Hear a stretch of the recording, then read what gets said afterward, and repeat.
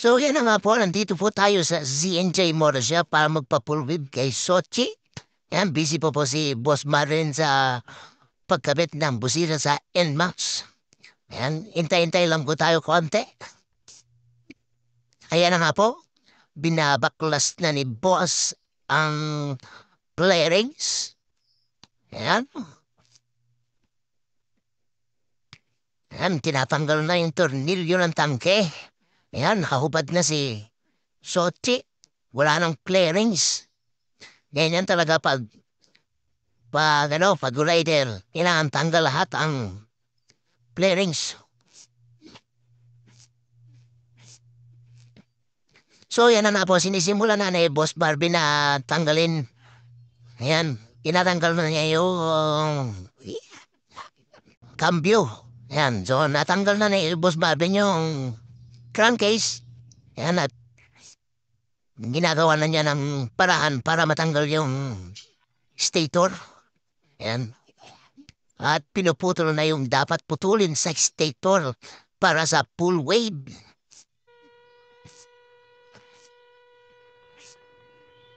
Ayan na nga po.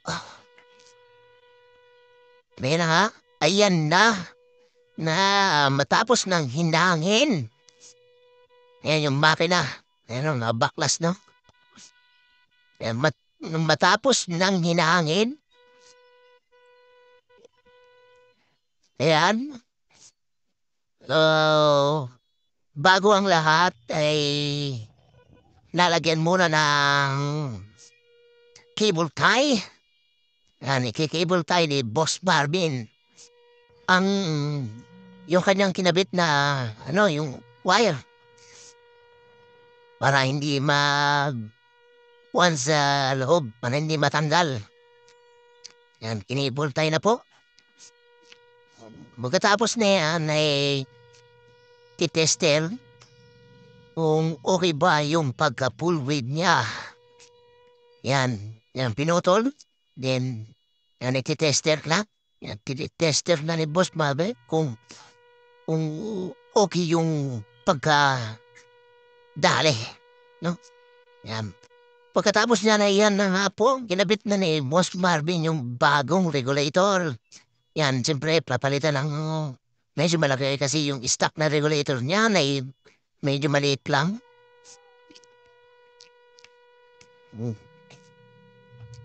Ayan na nga po. Tatakpan na ni Boss Marvin na yung dugtungan. Ayan na nga po at naikabit na yung crankcase.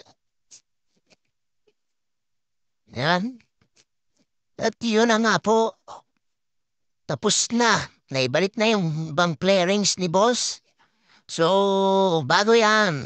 Bago ikabit lahat yung flarings, ay isasali na ang pag-change oil. So, shoutout naman dyan kay Mr. Ron na nagbigay ng speed metal oil na pang-change oil, no? Yan. Bagong langis, speed metal. Maganda yan, mga boss. Sa inyong mga motor. Tingnan nyo naman, mga boss. Napakalinaw. Ayan, napakalinaw, Ayan, Speed metal yan, Shoutout kay Mr. Ron Blood. Nagbigay ng speed metal oil. Ayan, napakalinaw ng langis, Yan, speed metal yan, Speed metal. So, ayan nga po at natapos na at na chase oil.